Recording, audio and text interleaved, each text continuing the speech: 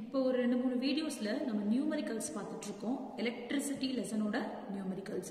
So இன்னைக்கும் நம்ம electricity லெசனோட numericals தான் பார்க்க போறோம். ப்ரீவியஸ் வீடியோவில் பார்த்தீங்கன்னா electricity based, coulomb charge based, work done, இதை 3 பொட்டன்ஷியல் டிஃபரன்ஸ் இதை பேஸ் பண்ணியான நியூமெரிக்கல்ஸ் பார்த்தோம். இப்பயும் அதோட ரிலேட்டட் பிளஸ் இன்னொன்று இதில் எக்ஸ்ட்ராவாக பார்க்க போகிறது எலக்ட்ரிக்கல் ரெசிஸ்டிவிட்டி. ஸோ இன்னைக்கு நம்ம பார்க்க போகிற நியூமெரிக்கல்ஸ் இப்போ ஸ்டார்ட் பண்ண போகிறோம். ஸோ ஆல்ரெடி இருக்க வீடியோஸே நான் சொல்லியிருப்பேன். கொஷின்ஸ் நான் இந்த இடத்துல எழுதலை, பட் டேட்டா எழுதி உங்களுக்கு செம்ம எக்ஸ்பிளைன் பண்ண போகிறேன். ஸோ ரொம்ப கிளியராக கேர்ஃபுல்லாக கவனிங்க. ஸோ ஃபர்ஸ்ட் நியூமெரிக்கல் சம் நல்லா கவனிச்சுக்கோங்க. How much current, இது மேபி உங்கள் புக்கில் இல்லை, ஸ்டேட் போர்ட் புக்கில் தான் எங்களுக்கு இல்லையே அப்படின்னா இல்லை, இது நீங்கள் தெரிஞ்சுக்கோங்க, உங்களுக்கு யூஸ்ஃபுல்லாக இருக்கும். நீங்கள் நெக்ஸ்ட் ஹையர் கிளாஸ் போகும்போதோ இல்லை உங்களுக்கு இன்கேஸ் ஒரு டிஃப்ரெண்ட் வேல கொஷின்ஸ் கேட்டாலும் உங்களுக்கு எல்லா டைப் ஆஃப் கொஷின்ஸையும் ஆன்சர் பண்ண தெரியும். அதுக்காக தான் இந்த numericals. How much current will an electric bulb draw from a 220 volt source? So நம்மளுக்கு என்ன கொடுத்துருக்காங்க, ஃபர்ஸ்ட் சம் நம்ம என்ன பார்க்க போகிறோம், 220 வோல்ட் சோர்ஸ் அப்படின்னா நம்மளோட பொட்டன்ஷியல் டிஃபரன்ஸ் அப்படின்னு நம்மளுக்கு தெரியும். அப்போ V எவ்வளோ, 220 volt. R is equal to 1200, sorry, if the resistance of the bulb filament is resistance, நான் உங்களுக்கு என்ன சொன்னேன், ரெசிஸ்டன்ஸ் பேஸ் பண்ணி பார்க்க போகிறோம்னு சொன்னேன். ஸோ ரெசிஸ்டன்ஸ் எவ்வளோ, 1200 ஓம். நம்ம ஆல்ரெடி நீங்கள் இன்கேஸ் உங்களுக்கு இந்த இதில் யூனிட்ஸில் வந்து ஏதாவது கன்ஃபியூஷன் இருந்துச்சுன்னா ப்ரீவியஸ் வீடியோ பாருங்கள், யூனிட்ஸ் எல்லாமே கிளியராக அதில் சொல்லியிருப்பேன். So R is equal to 1200 ohm. First okay, இதுலேயே ஃபஸ்ட்டு கொஸ்டின்லேயே how much current will and electric bulb draw அப்படின்னு சொல்லி கேட்டிருக்காங்க. ஸோ நம்ம கரண்ட் தான் கண்டுபிடிக்கணும். So I is equal to, நம்மளுக்கு ஃபார்முலா தெரியும் இல்லையா, என்ன formula, I is equal to V divided by R. So இங்கே வி எவ்வளோ, 220 divided by 1200. அப்போ நம்மளோட வேல்யூ என்ன, 0.18 ஆம்பியர். ஓகேவா? ஸோ 0. how much current, அப்போ ஐனோட வேல்யூ எவ்வளோ, sorry 0.18 ampere. Okay, I is equal to 0.18 ampere. இது ஃபர்ஸ்ட் கொஸ்டின். இதில் இன்னொரு சப்டிவிஷன் கொடுத்துருக்காங்க. how much current will an electric heater coil draw from a 220 volt source? சரியா, இதுலேயும் அதே தான். எவ்வளோ கொடுத்துட்டாங்க, கரண்ட் ஃபர்ஸ்ட் கொடுத்துட்டாங்க. I is equal to 220, sorry, V is equal to 220 volt and resistance வந்து 100 ohm கொடுத்துட்டாங்க. So same I is equal to V by R. அதே தான் ஃபார்முலா ஞாபகம் வச்சுக்கோங்க. I is equal to V by R. So substitute பண்ணுங்க. I is equal to V by R substitute பண்ணோம்னா 220 divided by 100 which is equal to 2.2 ampere.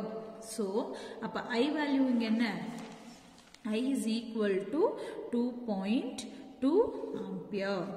Clear, அவ்வளோதான். கொடுத்து ரெண்டு values தான், வோல்ட் கொடுத்துருக்காங்க, ரெசிஸ்டன்ஸ் கொடுத்துருக்காங்க, கரண்ட் எவ்வளோ அது ட்ரா பண்ணுது அப்படின்னு சொல்லி கேட்டிருக்காங்க, கன்சியூம் பண்ணுது, ஸோ அது வந்து இழுத்துக்குது, எவ்வளோ கரண்ட் எடுத்துக்குது அப்படின்னு சொல்லி கேட்டிருக்காங்க. ஒரு value 0.18 ampere and second value 2.2 ampere. Clear. So next sum பார்க்கலாம். நெக்ஸ்ட் என்ன கொடுத்துருக்காங்க அப்படின்னா, the second sum, the potential difference between the terminals of an electric heater is 60 volt. அப்போ ஈஸி, பொட்டன்ஷியல் டிஃபரன்ஸ்னு ஸ்ட்ரைட்டாகவே கொடுத்துட்டாங்க. அப்போ 60 volt. Draw a current of 4 ampere. I எவ்வளோ கொடுத்துருக்காங்க, 4 ampere. What current will the heater draw if the potential difference is increased to 120 volt? கொடுத்தது 60 volt. In case 60 வோல்ட்டுக்கு 4 ஆம்பியர்னு சொல்லிட்டாங்க. இதுவே 120 வோல்ட் கொடுக்கும்போது எவ்வளோ கரண்ட் அதை வந்து எடுத்துக்கும் அப்படின்னு சொல்லி நம்மளுக்கு கேட்டிருக்காங்க. ஸோ இந்த இடத்துல நம்ம என்ன சப்ஸ்டியூட் பண்ணுறோம் அப்படின்னா, Ohm's law. So Ohm's law, V is equal to I by R இல்லையா, V is equal to I is equal to V divided by R. இந்த இடத்துல நம்மளுக்கு R வேணும். ஸோ என்ன பண்ணுறோம், I is equal to V by Rல R மட்டும் இப்படி வச்சுக்கிட்டு R இந்த பக்கம் வைக்கும்போது இந்த சைடு என்ன வரும், V divided by I. R is equal to V divided by I. So substitute பண்ணுவோமா, Vயும் ஐயும் நம்மளுக்கு தெரியுமா, 60 divided by 4 கேன்சல் பண்ணோம்னா Rனோட வேல்யூ எவ்வளோ, 15 ஓம். ஸோ ரெசிஸ்டன்ஸ் எவ்வளோ, 15 ஓம். நெக்ஸ்ட் இதில் என்ன கேட்டிருக்காங்க, இட் இஸ் இன்க்ரீஸ்ட். சரியா, எவ்வளோ கொடுத்துருக்காங்க, it is increased to 120 volt. Increase to எவ்வளோ வோல்ட் 120 volt. அப்போ இப்போ இந்த formula I is equal to V by R னு இதை சப்ஸ்டியூட் பண்ணுறோம். R நம்ம கண்டுபிடிச்சோம், R சப்ஸ்டியூட் பண்ணோம். இந்த இடத்துல V எவ்வளோ 120, R எவ்வளோ 15. ஸோ சப்ஸ்டியூட் பண்ணோம் அப்படின்னா I is equal to 120 divided by 15 which is equal to 8 ampere. புரிஞ்சுதா? அவ்வளோ ரொம்ப ஈஸி. ஃபஸ்ட்டு வியும் ஐயும் கொடுத்துட்டாங்க, அதை வச்சு ஆர் கண்டுபிடிக்கிறோம். ஸோ அந்த ஆரை கொண்டு போய் திருப்பி இன்னொரு I is equal to V by R ஃபார்முலாவில் சப்ஸ்டியூட் பண்ணும்போது நம்மளுக்கு எவ்வளோ கரண்ட் 120 வோல்ட் 60 வோல்ட் எடுக்கும்போது 4 ஆம்பியர் இஸ் டபுள். ஸோ இங்கேயும் டபுளாக தான் இருக்குது. ஸ்ட்ரைட்டாகவே நம்ம எழுதலாம்னா சப்ஸ்டியூஷன் இம்பார்ட்டன்ட். சப்ஸ்டியூட் பண்ணி யூனிட் எழுதுறது ரொம்ப important. So I is equal to 8 ampere. Clear? So next sum பார்ப்போமா? Third some.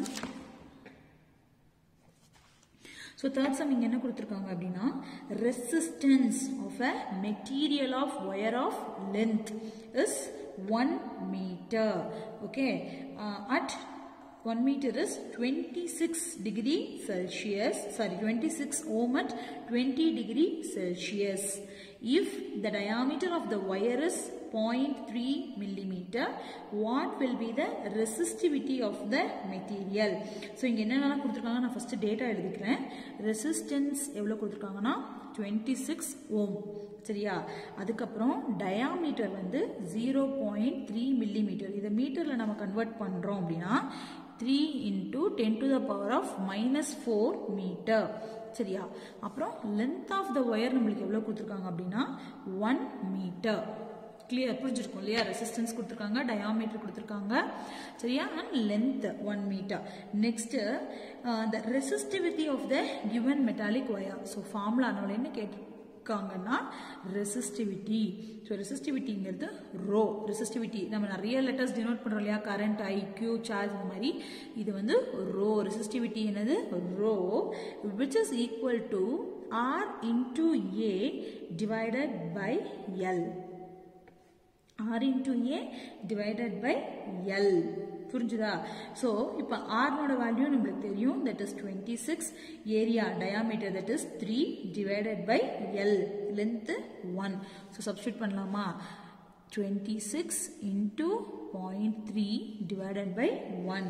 ஸோ நம்ம ரோ வேல்யூ என்னவா இருக்கும்னா 1.84 into 10 to the power of -6 ohm meter. சரி, இது 3 into 10 to the power of -4. This is 3 into 10 to the power of -4. Substitute பண்ணோம்னா rho is equal to 1.84 into 10 to the power of -6. ரெசிஸ்டிவிட்டியோட unit என்ன?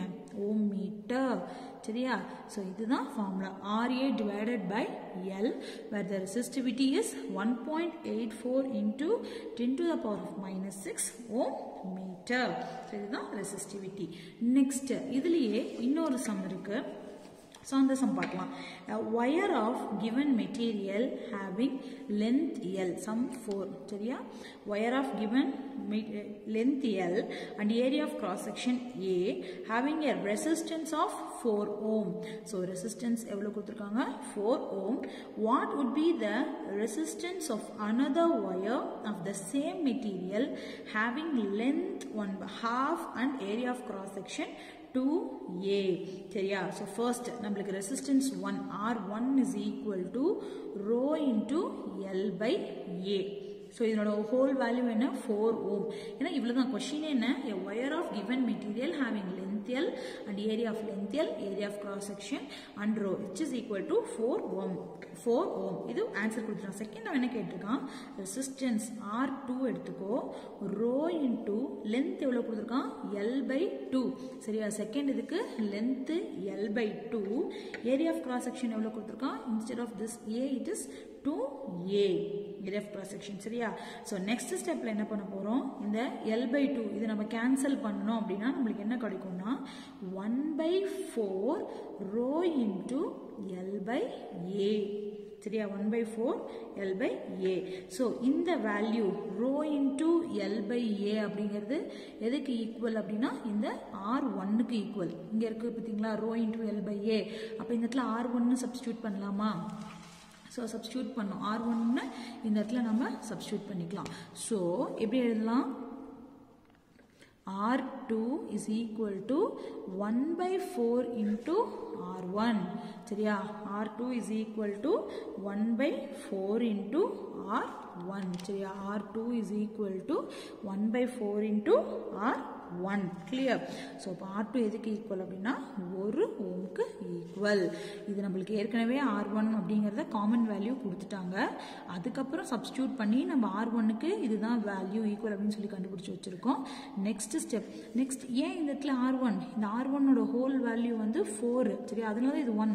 இது ஏன் 1னா R2 is equal to 1 by 4. இதுக்கு பதிலாக 4. 4ம் 4ம் cancel பண்ணிட்டோம்னா R2ஓட value 1 ohm. கிளியரா புரிஞ்சுதா? R first இது கண்டுபிடிச்சிருக்கோம். R2 rho into L by 2 divided by 2A. So நம்ம இதை கேன்சல் பண்ணோம்னா 1 by 4 rho into L by A கிடைக்கும். Rho into L by A is equal to R1. R1 is equal to 4. So cancel பண்ணோம்னா R2 is equal to 1 ohm. ஓகேவா? So next இன்னும் ஒரு some இருக்கு. So final some அதையும் நம்ம பார்த்துடலாம் இந்த ரெசிஸ்டிவிட்டி பேஸ் பண்ணி.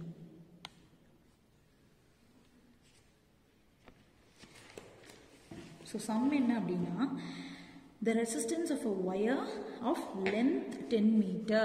எத்தனாவது சம் நம்ம பார்க்க போறோம்? 5th sum. length எவ்வளோ? 10 meter is 2 ohm. So, resistance எவ்வளோ கொடுத்துருக்காங்க? resistance is 2 ohm. சரியா? Next, and the cross section area of the wire is 2 into 10 to the power of minus 7. 2 into 10 to the power of minus 7 meter square. சரியா? என்னென்ன கேட்டிருக்காங்க அப்படின்னா resistivity, conductance and conductivity. So first resistivity formula போடுவோம். So ரெசிஸ்டிவிட்டியோட formula என்ன நம்மளுக்கு தெரியும்? ரெசிஸ்டிவிட்டியை நம்ம எப்படி டினோட் பண்ணுவோம்னா rho is equal to RA divided by L. So ஆர்னோட வேல்யூ எவ்வளோ? 2 into 10 to the power of minus 7 divided by 10. So cancel பண்ணோம் அப்படின்னா 4 into 10 to the power of minus 8 ohm meter. சரியா? இங்க எப்படி 10 to the power of minus 8 வந்துச்சு? இங்க 10 to the power of 1 இருக்கு. இதை மேலே எடுத்துட்டு போனோம் அப்படின்னா 10 to the power of minus 8. plus 1 மேலே போகும்போது minus 1. So 4 into 10 to the power of minus 8. Okay, next என்ன கண்டுபிடிக்க போறோம்னா கண்டக்டன்ஸ். 3 கண்டுபிடிக்கணும். கண்டக்டன்ஸை வந்து ஜின்னு சொல்றோம். ஸோ 1 by R தான் ஃபார்முலா. அப்போ 1 by 2 is equal to 0.5 mho. ஓம். எதுக்கு? ஓம்லாம் நம்ம இதுக்கு சொன்னோம் ரெசிஸ்டன்ஸ்க்கு. ரெசிஸ்டிவிட்டியோட கண்டக்டன்ஸ்க்கு என்ன? மோ. இது என்ன சொல்றோம்? மோ. நெக்ஸ்ட் என்ன கண்டுபிடிக்க போறோம்? கண்டக்டிவிட்டி. ஸோ கண்டக்டிவிட்டியோட ஃபார்முலா என்னன்னா சிக்மா. அதை எப்படி டினோட் பண்றோம்? Sigma is equal to 1 divided by rho. 1 divided by rho value இதுல நம்ம கண்டுபிடிச்சிருக்கோமா? 4 into 10 to the power of minus 8. இப்போ ஃபார்முலா வேல்யூ என்ன? இது நம்ம கேன்சல் பண்ணோம்னா 0.25 into 10 to the power of minus 8 mho meter. Clear? So length கொடுத்துட்டாங்க, resistance கொடுத்துட்டாங்க, area கொடுத்துட்டாங்க. ஃபர்ஸ்ட் ரெசிஸ்டன்ஸ் கண்டுபிடிக்க சொல்லியிருந்தாங்க, ரோ கொடுத்துருந்தாங்க. ஓகே, ரோ கண்டுபிடிச்சோம். Next conductance, next conductivity. So இது எல்லாமே ரொம்ப இம்பார்ட்டன்ட் சம்ஸ். இது எல்லாமே பேசிக் ஃபார்முலாஸ். இதுக்கு நம்ம ஃபர்ஸ்ட் என்ன தெரிஞ்சு வச்சுக்கணும்? ஃபார்முலாஸ் என்னென்ன அப்படிங்கிறத தெரிஞ்சு வச்சுக்கணும். I is equal to Q by T, W is equal to work done is equal to charge. சரியா? ஸோ இந்த ஃபார்முலாஸ் எல்லாத்தையுமே நம்ம ஞாபகத்தில் வச்சுக்கணும். Work done is equal to, work டனோட ஃபார்முலா என்ன? Work done is equal to, sorry, potential difference is equal to work done by Q. சரியா? Work done is equal to potential difference into charge. அதையும் நம்ம தெரிஞ்சு வச்சுக்கிறோம். And next conductance G is equal to 1 by R, resistivity is equal to rho is equal to R into A divided by L. இந்த formulas ஒரு 4 formulas தான் இருக்கு. அந்த 4யும் நம்ம நல்லா ஞாபகம் வச்சுக்கிட்டோம் அப்படின்னா ஈஸியாக இதில் இருக்க எல்லா சம்ஸையுமே நம்ம டெரைவ் பண்ணிக்கலாம். ஸோ ஏதாவது டவுட்ஸ் இருந்துச்சு அப்படின்னா கமெண்ட் பாக்ஸில் கேளுங்க. தேங்க்யூ.